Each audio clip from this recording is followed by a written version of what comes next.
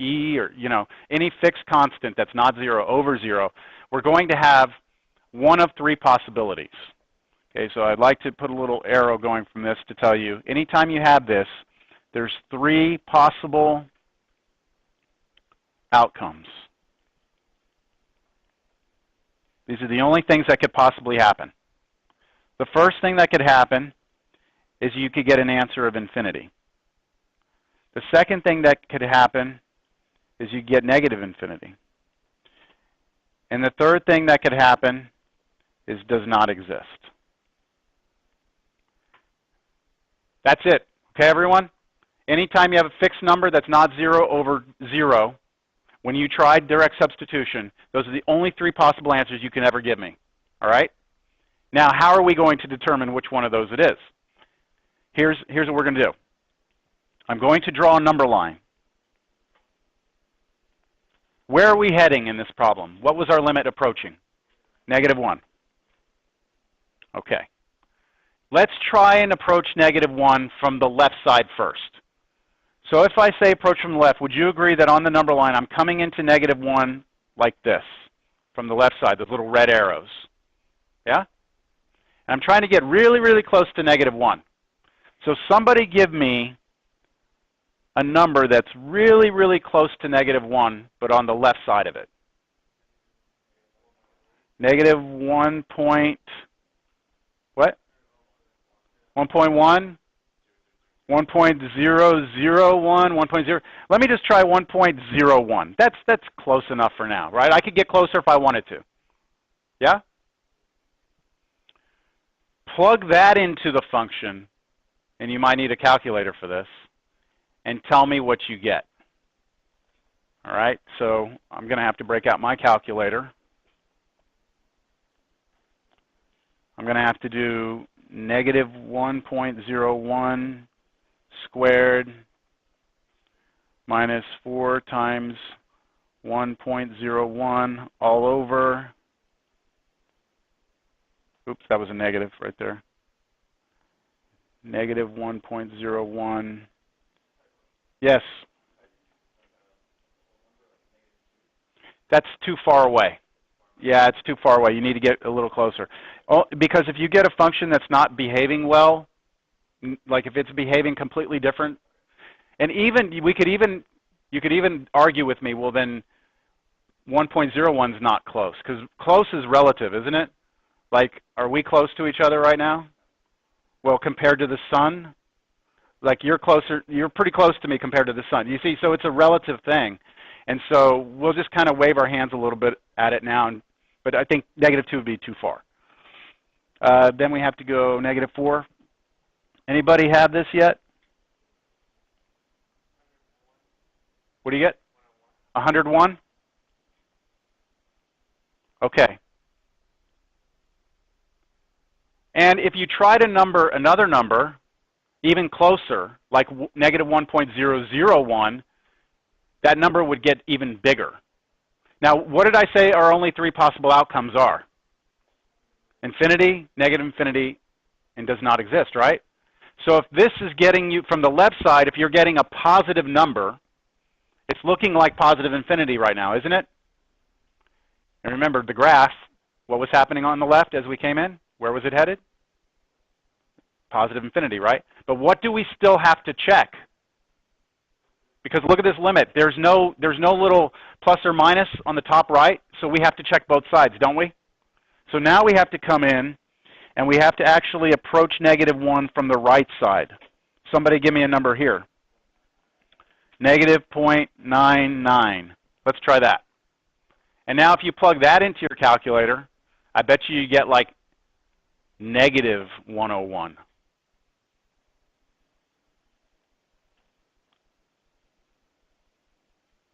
So -0.99 squared.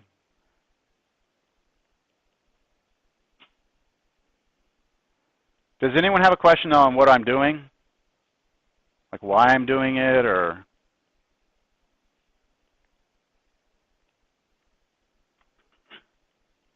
Anybody get it yet? I think it's -101, but. Negative 99, okay. Negative 99. So from this, I can kind of already say that the answer should be what? Does not exist. Because from the left, I'm headed up to positive number, and from the right, I'm headed to a negative number, right? So they're not going to the same place. Yeah? There's got to be a more efficient way of doing this, though. And there is. It's slightly more efficient, okay? I'm going to back up a little bit. I'm going to put the original problem here again. But do you remember how we factored it that one time? Remember how we factored it? Okay, let's factor it again. It was x minus 4. And on the bottom, it was what? X minus 4, x plus 1. And then we canceled out, and we got limit x approaches negative 1 of what? X over x plus 1.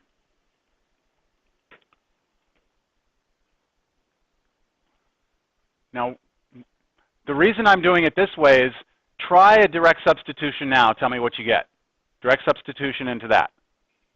What do you get? Negative 1 over 0. So isn't this still fixed over 0? So I still know that there's 3 possible outcomes.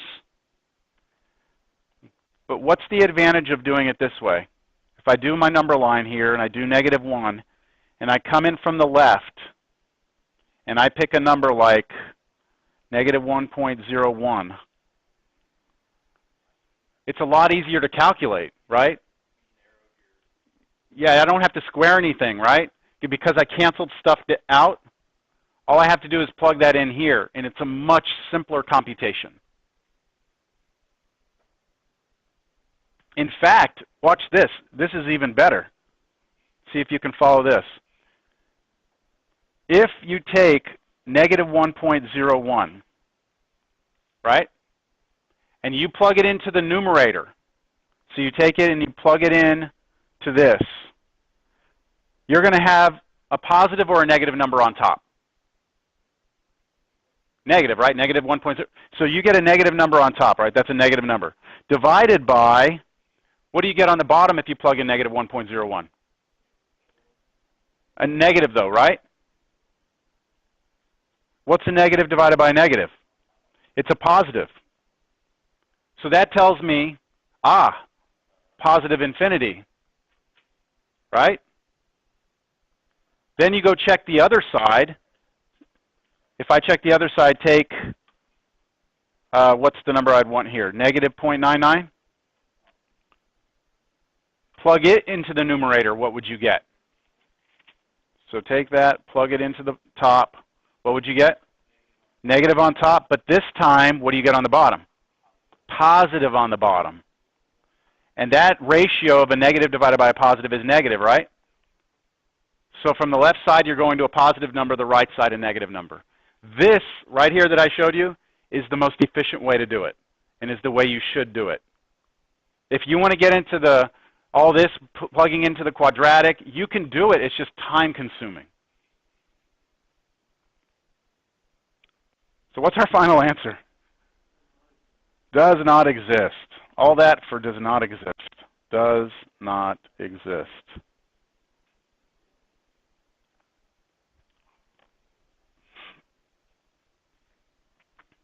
Any questions? Let's move on to the next one.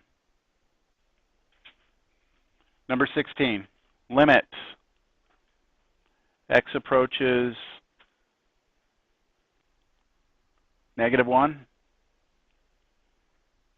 2x squared plus 3x plus 1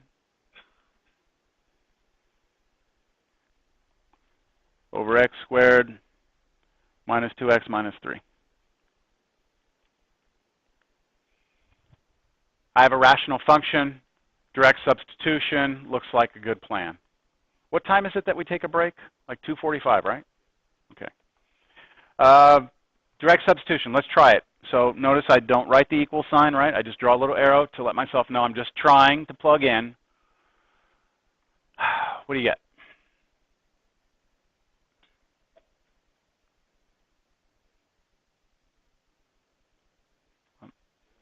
0 over 0. This is bad, all right? This is bad news. Now, this is not the case that we just did where I said you would get infinity, negative infinity, or does not exist, right? What happens when you get 0 over 0? Some sort of algebra or some sort of trick, all right?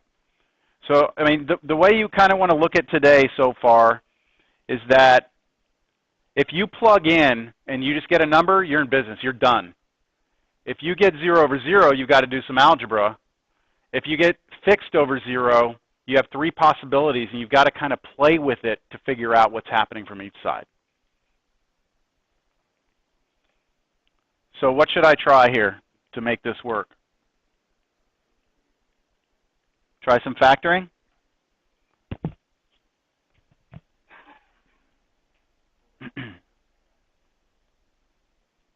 So how does the numerator factor?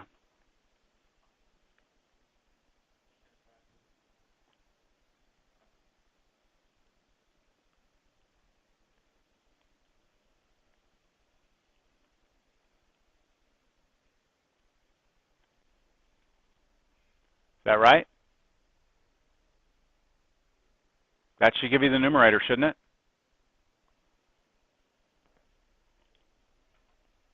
Over the denominator, which factors to be x minus 3 times x plus 1. And that's a great thing, isn't it? Because I can see, I mean, you can see from this the things that are creating the 0 over 0, can't you? The two factors, x plus 1 and x plus 1, when you try and plug negative 1 into those, that's what's causing you to get zeros. But by canceling them, you're no longer going to have that problem. Do I write the limit again? Yes, write the limit again. And then what would you have? Limit x approaches negative 1 of what? 2x plus 1 over x minus 3. Now try direct substitution. You get negative 1 over negative 4, which is positive 1/4. And notice I put equals. Why did I put equal signs here? Like, remember up here I did an arrow and I said 0 over 0? I put equals because we actually got a number. So if I go to the graph of this one, which I have prepared here, this is the graph right here. Where were we approaching? Negative 1? Here's negative 1 right there. You can tell from the graph that from the left, I'm approaching, well, it looks like 1/4, and from the right, I'm approaching the same place, right? Now, this graph right here is actually missing a hole. Like, it should have a hole there, shouldn't it? You can't tell, but it's there.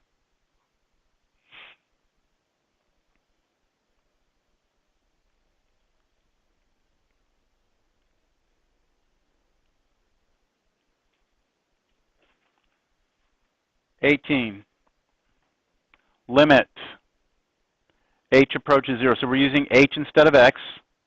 Let's not freak out about that. 2 plus h cubed minus 8 over h.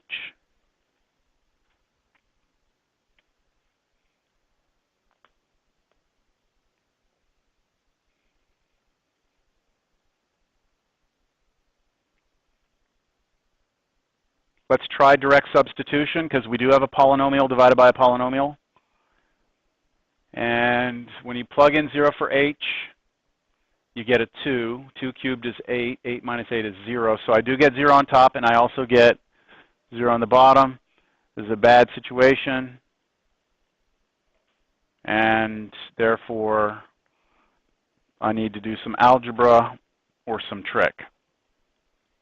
Or maybe even both. Any suggestions on algebra?